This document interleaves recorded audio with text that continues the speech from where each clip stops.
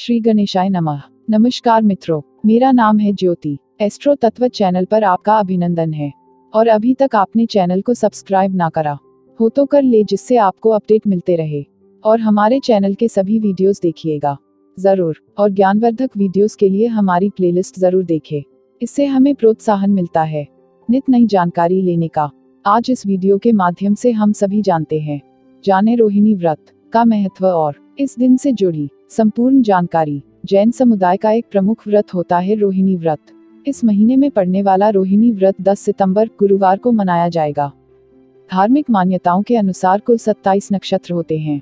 इन्हीं में से एक नक्षत्र होता है रोहिणी नक्षत्र। रोहिणी व्रत हर महीने में आता है।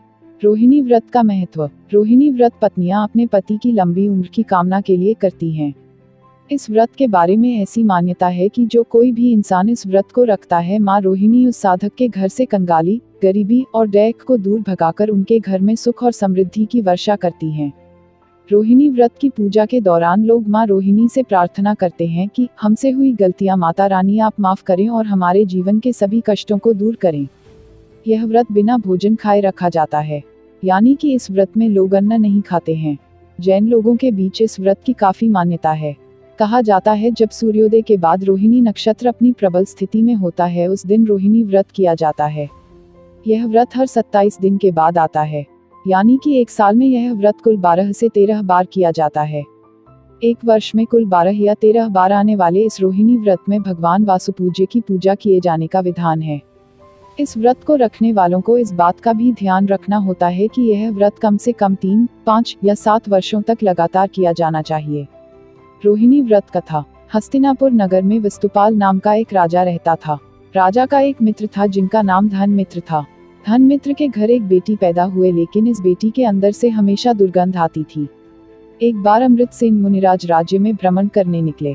तब धनमित्र ने अपनी पुत्री की दुर्गंध की बात मुनिराज से बताई। तब मुनिराज ने उनसे कहा कि राजा भूपाल गिरनार पर्वत के निकट एक नगर में राज्य करते हैं। उनकी एक रानी है इंदुमती। एक दिन रात जब राजा रानी वन में भ्रमण कर रहे थे, तब वहां राजा ने मुनिराज को देखा और रानी से मुनिराज के भोजन की व्यवस्था करने के लिए कहा। रानी राजा की आज्ञा तो मान गई है, लेकिन क्रोध में आकर उन्होंने मुनिराज को कड़वी तुम्बिका भोजन में दे दी। इससे मुनिराज को काफी वेदना का सामना करना पड़ा और उन्होंने अपने प्राण त्याग दिए। जब राजा को इस बात की खबर लगी तो उन्होंने गुस्से में आकर रानी को नगर से निकाल दिया। ऐसा पाप करने की वजह से रानी के पूरे शरीर में कोढ़ हो गया। काफी कष्ट और दुख झेलने के बाद रानी की भी मृत्यु हो गई और वह नरक में गई। काफी दुख भोगने के बाद वह पशु योनि में जन्मी और फिर आपके घर में दुर्गंध कन्या के रूप में पैदा हुई।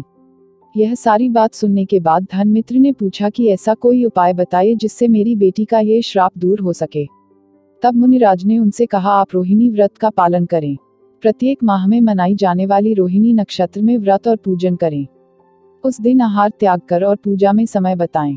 दान पुण्य करें। इस तरह से 5 वर्ष और 5 माह तक करते रहें। मुनिराज के कहे अनुसार धनमित्र की पुत्री ने ऐसा ही किया और मृत्यु के बाद स्वर्ग में देवी का रूप मिला। रोहिणी व्रत का उद्यापन। रोहिणी व्रत एक निश्चित समय के लिए किया जाता है। यह व्रत किसको कितने समय के लिए करना है, यह स्वयं साधक निर्धारित करते हैं। मानी गई अवधि तक इस व्रत को किया जाता है, उसके बाद उसका उद्यापन कर दिया जाता है। इस व्रत को पूरा करने के लिए सबसे श्रेष्ठ समय 5 वर्ष 5 माह का बताया गया है। उद्यापन के लिए गरीबों को खाना खिलाया जाता है और वासुपूज्य भगवान की पूजा की जाती है।